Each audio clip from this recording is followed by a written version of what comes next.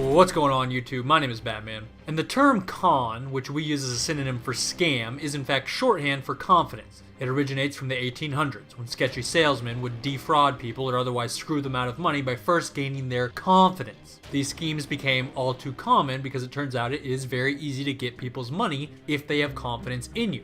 Today, confidence tricks aren't the work of traveling salesmen, but of major companies and well-paid, highly effective PR teams that have turned winning your confidence into a science. It's just that instead of confidence, we now call it hype. For a perfect example of this, look no further than the ongoing con that is Destiny 2. Here we have the second best-selling game of 2017, and yet, it's certainly not the second highest rated game. We know based on player population data from the first 6 months that it's not the second most played game. It's obviously not anywhere close to being the second most watched game online. The product by itself clearly doesn't justify the commercial success. Even the YouTubers and Twitch streamers who have a vested financial interest in the game's success will tell you it's a bad game, saying things like, and I quote, "It's not fun to play or watch, it's a watered down, boring version of Destiny 1, or simply, the game just isn't fun." So how did it become the second best-selling game out there?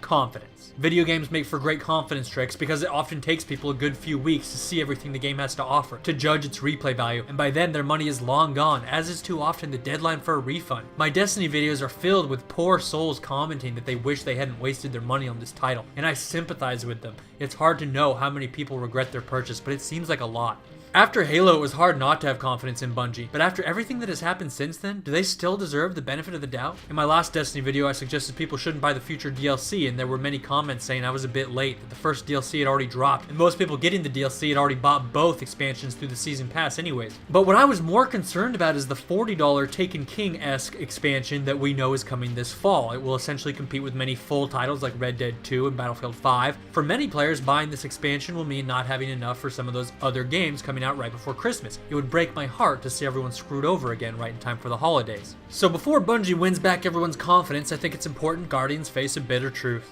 This game is doomed. I recently read an article from Destructoid that asks an important question. Why does it take Bungie so long to put out the kind of simple updates that most other titles today are able to do on a regular basis? Why, for instance, did it take Bungie 6 months to implement something as simple as weapon buffs in the PvP? Why did it take just as long to put in a rumble mode only to have it break after release? When you look at their roadmap going forward, many of these changes are so trivial, you have to wonder why it's going to take them till September to do the kinds of simple patches that games like Fortnite, Siege, and Overwatch are able to pump out weekly. It's all the more strange when you consider Bungie has the largest staff of any studio out there right now and is being funded by the most profitable publisher in the industry. Something just doesn't add up. Commentators and Redditors have been quick to place the blame on Bungie's communication efforts, saying they don't listen to enough feedback and they don't do enough to update the community on what's going on, only posting vague assurances in their blog posts every few months that they're listening. Though true, this is a stark contrast to other studios like Epic, who have multiple devs responding to a range of threads in the Fortnite subreddit and official forums every day. I think people are mixing up the causation here. I suspect Bungie listens plenty and registers players' complaints, but lacks the technical capability to do anything about them. This goes back to what I was talking about in my last Destiny video. We know, based on credible reporting from Jason Schreier, that one of Bungie's biggest problems has been the new engine they built from scratch that, though very pretty on the user's end, causes endless trouble for the devs, often taking up to 8 hours to load any given piece of content for editing, meaning even rewriting a few lines of code requires them to queue their machines overnight or an entire workday otherwise. We have no reason to believe this issue has been resolved. Obviously, they're still in the same engine. This seems the most likely explanation for why it takes Bungie so long to do the equivalent of what would be a daily hotfix in many other titles today.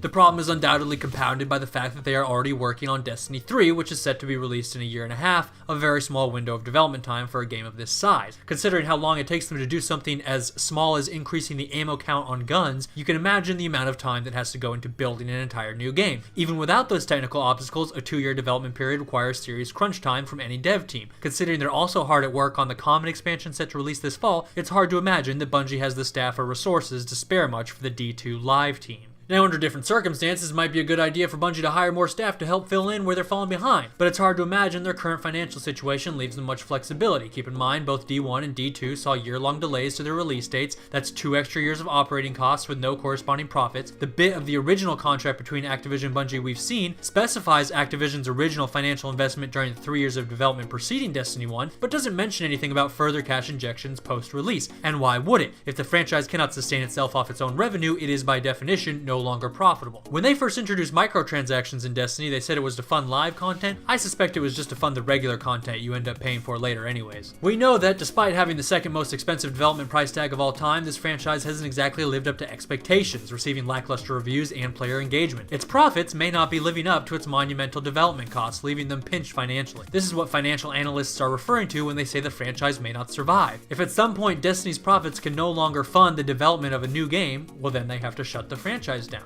You know who will feel really fucking stupid when that happens? The people who bought the $100 collector's statues and books in year one. So Bungie isn't ignoring the community, they're avoiding it because they don't have anything for you but bad news. If they came out every week and said something like, "This week, work continues on increasing ammo counts to shotguns. ETA on that is gonna be another few months." Do you really think that they'd be getting any less shit than they are for just not saying anything?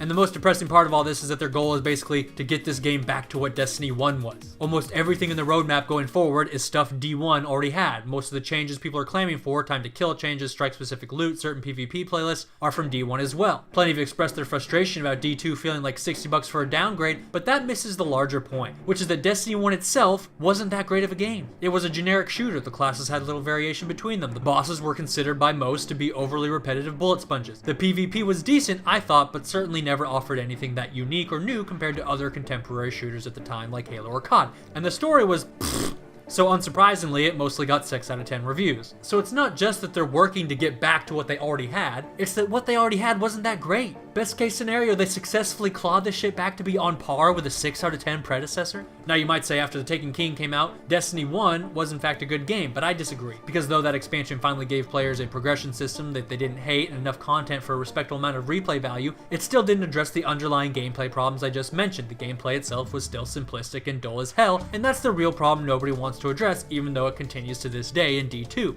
But even if you liked the gameplay and loved D1 after The Taken King, think about the bigger picture there. They had you paying $60 for the base game, $15 for each expansion, another $40 for the comment. So that's $120 or more so that you could finally have a game that wasn't considered total ass. And this is everyone's great hope for Destiny 2 now? That the Comet expansion in the fall will fix everything and the game will finally be decent? And that's the best case scenario? Another $120 for a game that finally accomplishes the goal of being not terrible? Right now you might say nobody's gonna buy it, everyone is turned on this game, you're tripping Dukedobbins, but I promise you, in the months leading up to its release, the narrative will change. They have a PR team planning and focus group testing the marketing campaign they'll run as we speak.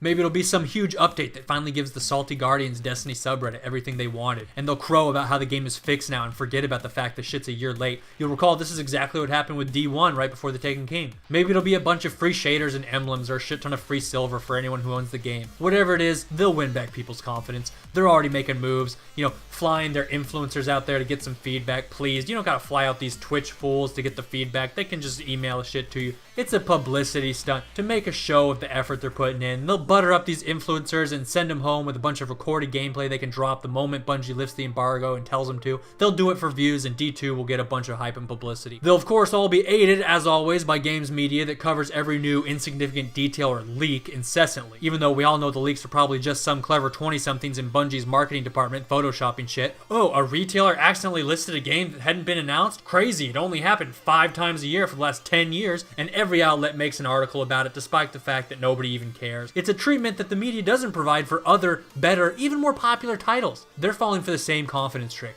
believing this shit is big and important just because it's a big and important developer. When in reality, we know nobody even gives a shit about the game. Its YouTubers and streamers had to abandon it specifically because there's no interest in the game and they couldn't make money off of it. And yet it still gets covered as if it's the biggest thing on the market. It's honestly hard to believe anyone besides Bungie's PR interns would even care enough to make all these fake leaks that have come out about the next DLC. It's earned media, free publicity, and the whole gaming press will play their part. A lot of people have been asking me what I think about 343's huge update to the MCC recently. I'll tell you what I think. I think they're releasing something this year. And now the MCC narrative isn't one of tragedy, but of redemption. And all people are going to talk about is how they never gave up on the game and were so dedicated to it that they finally fixed it 4 years after release. Give me a break.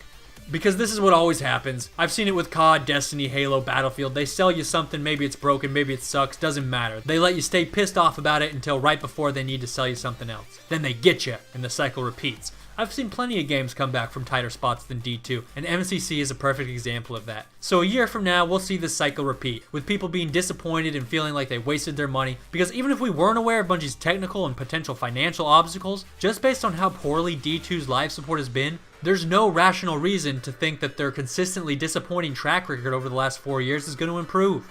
This game is doomed. All they have left to sell you is confidence. Don't buy it. Please remember to rate. This is Batman signing out.